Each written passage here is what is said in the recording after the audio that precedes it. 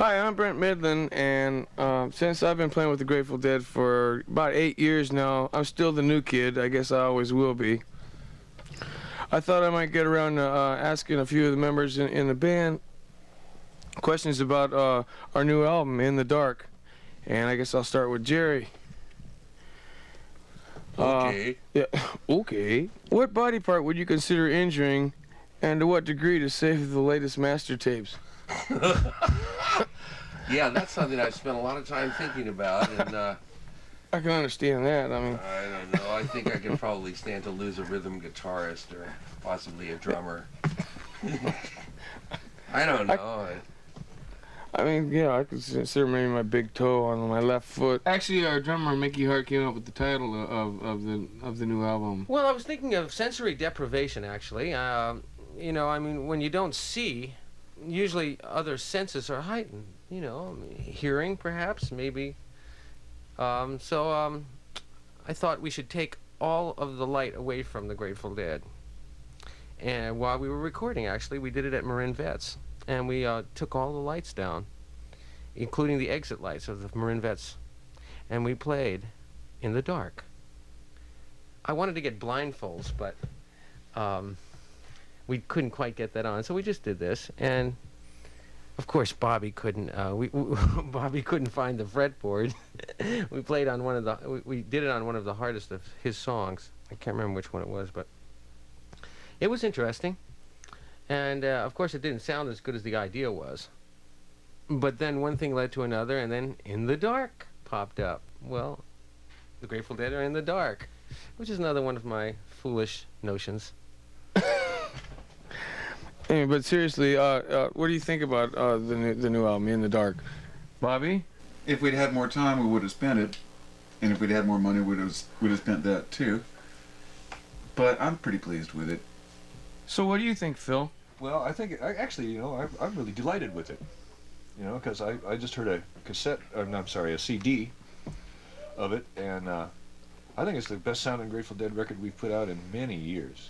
Maybe more than 10 years. Since I've been with the band, I feel real delighted with it. I haven't heard the CD yet, but I feel real good about just how fast it all went, and yeah, it seems like everything just kind of clicked along, and it seems more natural than having somebody else have their influence on the band.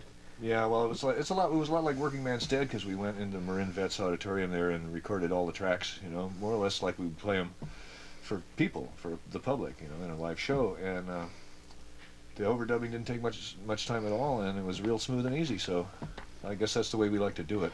Yeah. The result sounds unforced, you know. Mickey. Oh, I'm more than happy. You know, I think that this is one of the few Grateful Dead records I can listen to. When we got it all mixed down, and I took a cassette home and I listened to it on my little blaster, I sat there. And I turned into a deadhead. I loved it. You know, tears came to the old eyes. I know. Then I grabbed hold of myself. But it was great. I think that this record will go into the archives and will sit well with the rest of the Grateful Dead material. Touch of Grey is a single from the album. I see it as an anthem. I mean, that's the way it is in the Grateful Dead. That's the way it's always been. And we all have a touch of gray now, if you haven't noticed. And it seems appropriate. It's the right song for the right time for the right band. I like it a lot. I think Hunter is brilliant. The second song on the album is Bob Weir's Hell in a Bucket. Hell in a Bucket's just a story. Barlow came up with a verse for that he was just kicking around. And I put it to set the verse to music, and then we came up with some more verses in the bridge. It's just, you know, a fun little story.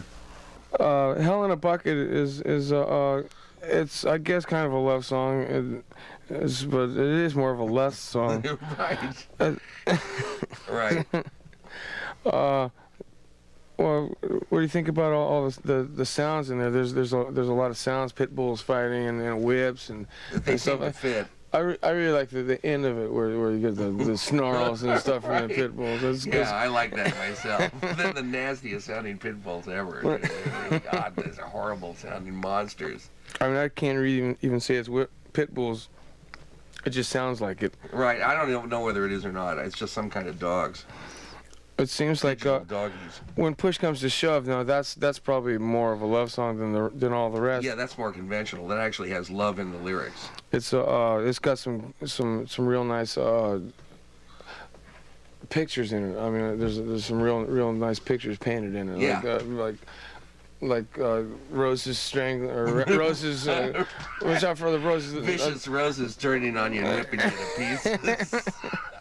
I think that's a great image. I love that. I really like Push Comes to Shove. I missed out on those vocals. That's probably why I like it so much.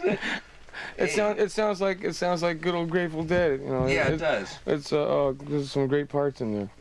Yeah, some neat stuff in it. The next tune is West LA Fadeaway. As far as love songs go, and love songs on this album, Touch of Grey. You think that's a love song? I never really thought about it before, but I guess it probably is. Yeah, sort of. It is. It's not exactly straight to the point, or not straight to the point, but it's not exactly your standard kind of love song where. I always thought the West LA Fadeaway is kind of a creepy love song. You know, in a weird sort of way. You know, kind of hate love. Yeah, it's got a creepy quality to it that I think of it as a love song more than I do Touch of Grey. Mickey? Slinky song. You know, I think that it has got a lot of grease, and that's what it should have, and it's powerful. I like that rendition. It sits up, it's straight, it's got a backbone to it. I like it a lot. So Jerry, how did Almost Dying feel? Gee, that's one of those things that it's really hard for me to gauge because it wasn't that weird for me. It's just about died, that's it. Yeah, but it didn't feel weird, you know. I mean, I only know about it because that's what everybody told me about it later. Yeah. You know, but for me it was just, you know. I think it put a good scare. I don't know about yourself, but it put a good scare in everybody else. Well, it did me too after the fact, but it's kind of a weird. It's like a non-experience. I mean, I don't know what happened. It just, you know, I never did feel sick or anything. Yeah, you did. I rode home in the car with you from the airport. I was really tired. Yeah. Yeah, you were sick to your stomach too. Yeah, that's right. But I mean, I don't think that was really something that was going to put you through a big change. No, me neither. I didn't think it was going to be. I didn't think it was nearly fatal. You know. I mean, it didn't feel that way. It felt like I'm really tired. You know, what I need is about 5 or 6 days of good, solid rest. I felt like that. Yeah. Well, I think it's it's more. As far as myself, especially, it just made me more appreciate the fact that we're still happening as far as a band, and that we're all here, and me too. What a boon. Not take it for granted. Yeah, right. Me too. Yeah, it made me want to dig in more. What do you think about the current state of Grateful Dead, in particular to Jerry, you know, to going through Jerry's almost dying and all that? Do you think that's helped us or what? As far as something like that, an experience like that could help anybody. Yeah, it helped us because we realized that we that nobody could go on in that fashion, just pushing it to the limit, and all of us seem to have come back from the edge in their own particular way. Not just Jerry, everybody else. Not just the band, other people in our organization also. And I feel a lot more confident that we're going to be able to keep going for a few more years and do what and we're not finished yet. Mickey, what do you think about that? Well, the Grateful Dead has always taken the Grateful Dead seriously. Now we can appreciate it more because we almost lost it. And it just goes to show how fragile the Grateful Dead really is. It's sort of like walking on eggshells. You know, even though it's a mammoth machine, you know, able to leap tall buildings and devour nails in the morning and whatever it does, it's a very fragile thing, and it has to be cared for. And now some hunter questions. Oh yeah, well, okay. Would you rather be run over by a steamroller on a hot day on an empty stomach, or a cold day on a full one? If if it's up to me, I think I'll go for the hot day on an empty stomach. Yeah, It's not me much too. not much of a mass, and I mean, It might be for what kind of warm question on a that cold is. day, you know, it's Cold, that's cold day, you're gonna be kind of more a hard- preserved until they put you in. that's a kind of a hard-edged question. Less flies on a cold day. I think I'd rather really not think about it. Yeah, comes down to it, I'll pass on both of those. Right, really. I'd say on a hot day, because the asphalt is softer, and it's sort of that way you can it'll sort of put you in a groove on the ground there, and if you have an empty stomach, why you won't lose anything. What's the first thing you can remember? One of the first things that I remember is seeing a guy drive his car into the house on the corner where I was when I was in a little stroller. I remember seeing Oh, something boy. like a 1947 Pontiac or one of those big cars just drive into the corner house. You can remember Right that. across- Sounds like you can I remember it pretty vividly, vividly. really vividly. I don't know why, but and I thought it was very funny at the time. Of course. It seemed very funny. I don't think Nobody- anybody got hurt or anything, but At that age, you probably wouldn't know. It would look like something on TV. it looked funny to me. I think it's sitting on my dad's lap in front of a big console radio in the living room of our house, and there was this Tiffany lamp on the radio, and I remember looking at the colors of the Tiffany lamp and listening to the music. And I don't know what the music was, but I remember that. Okay. So there. Nothing. I remember a lot of like watching wrestling in my dad's lap. Well, you were a television baby, man. Hey, well, I excuse- wasn't. According to these notes, it says something about what's the name of the tune I wrote? I got one tune on here. I can't think of the name of it. Tons of steel. Okay, Tons of Steel. God, I better not write any more tunes. I'll be in big Write trouble. with simple titles, man. That's a love song. It kind of is. Yeah, it is. I guess. I never Although thought it's really a about. train song. It's a monster train song. I think. I mean, Yeah, if you're in love with machinery, then I guess a that. lot of people are. Yeah, Yeah. I could write a good like '55 Chevy tune. I guess. Yes. That's a great love object among material machine lovers. One real special part of this album, especially to me, is that Phil's singing on this album. It's you singing again. Well, it's a how delight to do be you? singing again, you know, man. It's really, It's even though- light yeah, for me. Yeah, and I intend to do a lot more of it, but I mean, I don't think that has anything to do with the resurgence of the Dead particularly. I just think maybe it's our time has come or whatever. It's just curious that you haven't sung for a long time, and then you've come back to singing again. Nothing curious about it. My voice, I lost the high range of all the part, which consisted of most of the singing I used to do was a high part, and I lost that. And there's no nodes on my vocal cords or anything. I just lost it. I went to see an expert, and he said it's just your aging vocal cords. You went through your second puberty. WEIR's second tune is called Throwing Stones. Throwing Stones is basically a sort of an anarchist diatribe. Not classical anarchy, but just your regular street variety of anarchy. And, I don't like government, never have liked it, don't trust it. I don't think it works in anybody's behalf, really, except for the politicians. They have their own weird slanted view of the way things should be, and they try to forward that to people, but it's not the best possible choice in my estimation at any given juncture. But that's what you get through government, and I don't like it. And so I thought I don't know how I got into putting my feelings on tape, but it happened. Throwing Stones, I think that WEIR really outdid himself on the vocal of that. I think it was passionate, and he really laid into it. I'm really proud of him. He did well. And most all these vocals are from top to bottom. I mean, he sang them without, taking it apart. Taking a piece here, a piece there. I mean, that's a performance.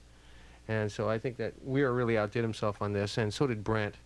Brent really shines. He's really does wonderful work on this. Hey Jerry, Have you learned anything in 22 years as a band? Okay, so Expect to get the hang of it any day now. Right, pretty soon now. Just everybody hang around and we'll eventually get it. Learn? Yeah, right. Yeah, we're still learning. Oh! Let's see, what's the biggest misconception fans have about the Grateful Dead? God. Want a quick answer? How long we got? Right. What's the biggest misconception? Non-fans, they probably still are running with the basic 60s stereotype. If they think anything at all about us. I'm inclined to think that they don't. I'm inclined to think that they don't think they don't listen to the music to get anything out of the music. I mean, they picture a couple songs and think that that's it, and haven't listened. Non-fans, they haven't listened to enough stuff to know that there's something to appreciate. Yeah, right. We're pretty remote to those people. I mean, we're never on television or anything like that. There's, we aren't in People magazine that regularly, or TV Guide, or any of that kind of stuff. That regular straight ahead media. I could picture that. The cover of TV Guide. Yeah. It's been a couple months since we've been on oh God, what is it? It's been a couple months since we've been on the top 10 on Solid Gold. Right. We haven't been on Solid Gold in days. Right, quite a while now. So, yeah. Here's another Hunter question. Who would you choose to play the other band members in the movie of the life of the Grateful Dead? Okay. Let's see. Robert Redford is WEIR. Yeah, that'd be good. Yeah. Phil, I don't know. God, not Charles Bronson. Who's no. Dennis Hopper. Hey. Clint Eastwood. Clint Eastwood. That'd be good. Make my day. Right. Yeah. Al Pacino could do a good Mickey. Billy? Oh, God. De Niro. I'd like Bruce Dern to play you. I can't picture anybody but you playing you. Yeah, I know. Well, it doesn't Bruce say Dern anything about me. Yeah. A lot of them are dead. Oh, fine, pick that one. But like for instance, I would do Sidney Greenstreet for Garcia, I think. I can't think of who I would have do Phil. Peter Lorre for Mickey, of course. Maybe John Wayne for Kreutzmann. Probably Bogart for myself. These are old movie stars, but I can't think of the new ones that would flip the bill. Oh, I think that Sarducci would be WEIR, and I think Bill Murray would be Kreutzmann, and I think that Aykroyd would be Lesh, and I would think that did I say WEIR yet? Yeah. Oh yeah, well maybe Bruce Willis could be Kreutzmann. No, I said Kreutzmann. Bruce Willis could be Jerry. Jerry, Bruce Willis being Jerry. And who would I be? Somebody like Guitar. Rip Torn or something like. The last tune is called Black Muddy River. Anything as far as the lyrics go that could kind of describe, could you get into what it's about? Yeah, I really don't. I don't really know what it's about. But when I first read them, Or what it means to you? They said something to me, and it was just after that was the first thing I wrote after I got out of the hospital. There was something about it that made me, that became, that there's something important about it, but I can't say exactly what it is. It's more a feeling than an idea, Yeah. It's just something about it that feels, that it has a feeling that I connect it with lots of different things, and it keeps changing every time we do it. or every time I hear it, for that matter, I go through different changes. You know, listening to it. It's hard to listen to, because there's a lot there. Black Muddy River. Oh, Black Muddy River. That's a gem. That's just a stone gem. I mean, that sparkles. I mean, it's got those chord changes that's put chills up and down your spine for me. It's classic Garcia Hunter. Okay, what's the last thing you expect to forget? Yeah, what's the last thing I expect to forget? The last thing I expect to forget is, I don't know, something like maybe the words sugary or something like that. I hope to just learn, I forget those regularly. Yeah. I know. Bad answer. Sorry.